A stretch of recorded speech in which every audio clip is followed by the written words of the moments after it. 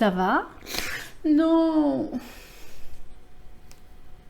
Je suis censée voir quelque chose? Ma tête, je vais être ridicule si je fais des vidéos. Alors comme ça, t'as peur d'avoir l'air ridicule en vidéo?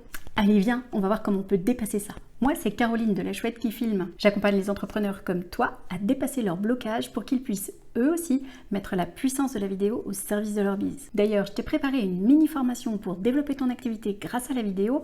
Viens vite la récupérer, le lien est dans les commentaires. Ah, et si tu aimes ce genre de vidéo, like, partage et abonne-toi à la chaîne parce que je vais en faire plein d'autres. Oui, ça y est, ils sont abonnés. Tu me disais que tu avais une solution pour m'aider à combattre ma peur d'être ridicule en vidéo. En fait, ta peur d'être ridicule vient du fait que tu te compares avec les autres. Bah oui, mais avec quels autres tu te compares au fait? J'imagine que c'est pas avec Tata Ginette qui n'a jamais fait une seule vidéo de sa vie et qui n'en fera jamais. Bah non. Donc en fait, on est bien d'accord que tu te compares avec des gens qui ont des milliers de vues et des milliers d'abonnés sur leur chaîne. Bah oui. Avec des gens qui ont quelques années, voire plusieurs années d'expérience de plus que toi dans la vidéo et qui ont publié déjà des dizaines, voire des centaines de vidéos sur leur chaîne. Alors réfléchis, il y a certainement une compétence que tu as pratiquée depuis plusieurs années, que ce soit un sport, dans l'art ou tout simplement ton job. Ne penses-tu pas que n'importe quel débutant aurait l'air un chouïa ridicule comparé à toi dans cette activité précise? Je dirais pas ridicule, mais ça sauterait aux yeux qu'il est débutant. Et débuter quelque chose, c'est mal? Non, ça a même un côté mignon. Un peu comme un bébé qui fait ses premiers pas. Exactement.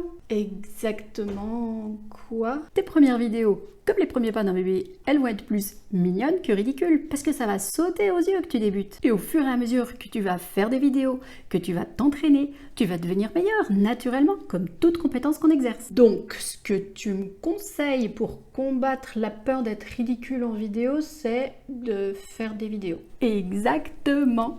Alors, on y va? Je lance la caméra? Je suis pas prête là, attends, je me suis pas maquillée, j'ai pas fait de brushing. Dans la vraie vie, tu fais des brushings et tu te maquilles? Non. Et les gens te trouvent ridicule quand tu parles? Bah non. Alors pourquoi tu devrais être différente dans les vidéos que tu tournes?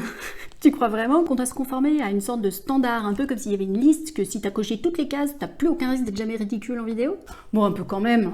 Il y a plus de gens jeunes et beaux parmi les stars que de gens vieux et moches. De 1. T'as qu'à voir des gens comme Alissa Pritch, Jacques Villeray, Fernandel ou Josiane Balasco pour comprendre que ça, c'est une croyance limitante. Et d'ailleurs, j'en parle dans une autre vidéo, je te mets le lien quelque part là. De 2, tu cherches à devenir une star ou à faire des vidéos pour développer ton biz? Parce que c'est pas tout à fait le même objectif. Si tu veux devenir une star, tu vas surtout te concentrer sur le nombre de vues, le nombre de likes, le nombre d'abonnés. Alors que si tu veux faire des vidéos pour développer ton biz, tu vas surtout te concentrer sur le nombre de vues, le nombre de likes, le nombre d'abonnés. Mais c'est pas pareil. Non, je rigole. En fait, tu vas surtout te concentrer sur le nombre de clients que tes vidéos peuvent t'apporter.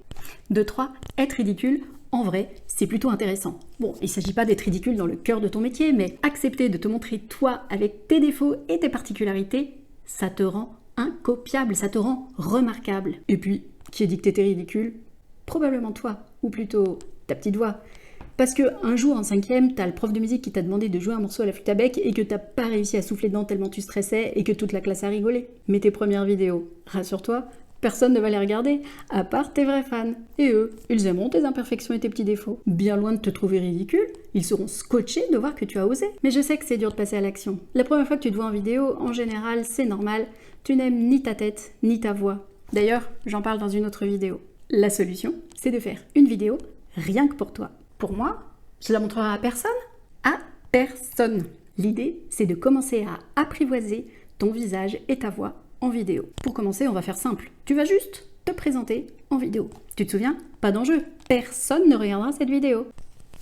Bonjour.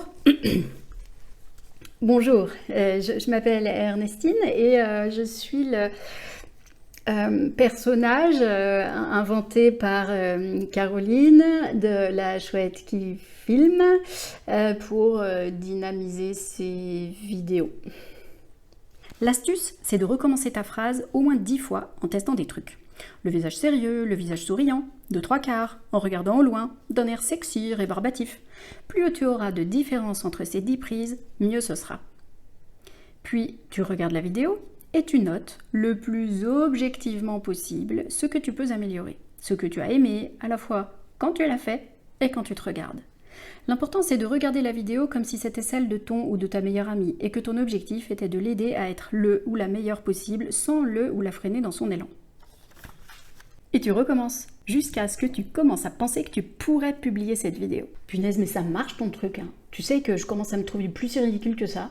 Et oui, c'est aussi parce que si on se trouve ridicule, c'est parce qu'on n'a pas l'habitude de se voir en vidéo. Un peu comme toutes les premières fois, la première fois qu'on met un costume ou une robe de soirée, la première fois qu'on parle en public, lors de son premier jour dans un nouveau taf. On se sent mal à l'aise, emprunté, potentiellement ridicule. Alors qu'en fait, on est seulement débutant. Mais après t'être filmé plusieurs fois, tu n'es plus aussi débutant. Il commence à y avoir une sensation de connu et la sensation de malaise disparaît. Alors à toi, maintenant que tu sais comment combattre la peur d'être ridicule en vidéo, file t'entraîner. Mais juste avant, viens me dire en commentaire ce que tu as aimé de cette vidéo, le truc que tu retiens pour essayer tout de suite, ça m'intéresse. Et si tu as aimé la vidéo, lâche un pouce bleu, partage-la et abonne-toi pour ne rater aucune des prochaines vidéos.